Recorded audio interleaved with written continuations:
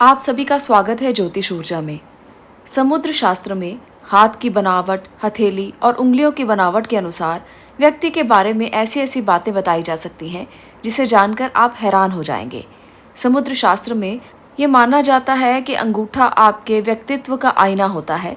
इसे देखकर आप धन दौलत से लेकर व्यक्ति के बारे में कई गुप्त राज जान सकते हैं।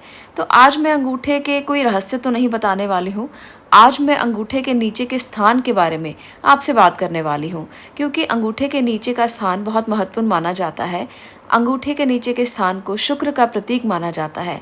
समुद्र शास्त्र में सारा अंगूठा ही अलग अलग तरीके से प्रभाव देता है, परंतु आज हम अंगूठे के नीचे यानी कि शुक्र पर्वत की बात करने वाले हैं। अंगूठे के नीचे के भाग को शुक्र पर्वत कहते हैं और इस जगह से हम व्यक्ति के धन दौलत को और उसके व्यक्तित्व को और उसके पास कितना धन है, कैसे उसकी संपत्ति है, किस प्रकार से चल और अचल संपत्ति का वो मालिक है, ये सारी स्थितियों के बारे में जान सकते हैं।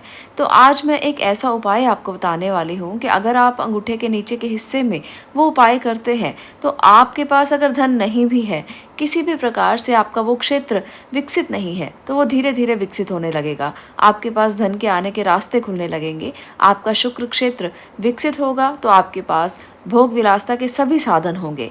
आपके पास धन होगा, संपत्ति होगी, गाड़ी बंगला जो आप चाहेंगे वो सब आप पा सकते हैं।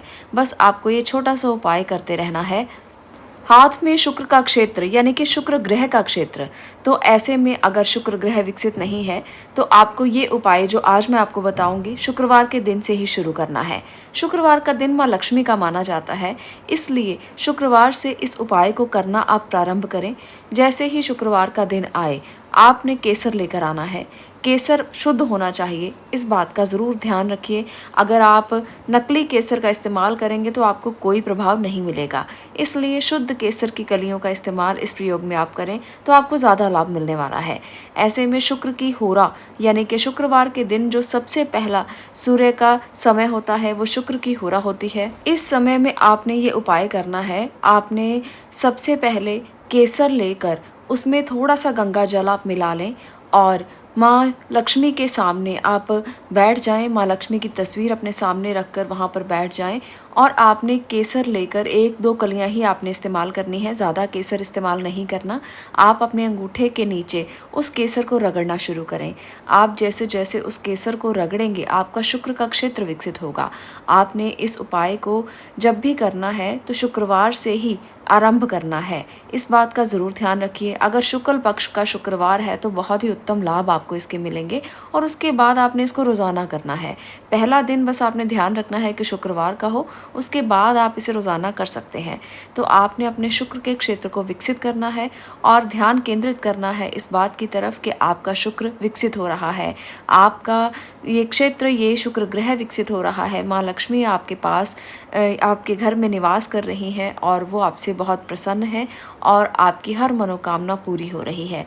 इस कामना के साथ आप 6 मिनट कम से कम इस कार्य को संपन्न करेंगे, यानी कि आप केसर को 6 मिनट अपने अंगूठे के नीचे के क्षेत्र पर रगड़ते रहेंगे और ध्यान केंद्रित करके रखेंगे। ऐसा करने से आपके सभी जो क्षेत्र हैं, जो शुक्र से प्रभावित क्षेत्र हैं, वो खुल जाएंगे और आपके पास सारे जो आपकी कामनाएं हैं, जो आपकी इच्छाएं हैं, वो सब पूर्ण होने लगेंगी।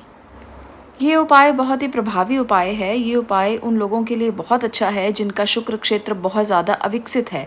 यानी कि आप अपने हाथ में देखिए, अगर आपका शुक्र क्षेत्र उभरा हुआ है तो इसका मतलब ये है कि शुक्र ठीक स्थिति में है, पर अगर आपका शुक्र क्षेत्र दबा हुआ है तो इसका मतलब है कि शुक्र की स्थिति अच्छी नहीं है, शुक्र ग्रह कुंडली में कमज़ोर स्थिति में है। तो ऐसे में ये उपाय आपको बहुत ज़्यादा लाभ दे सकता है।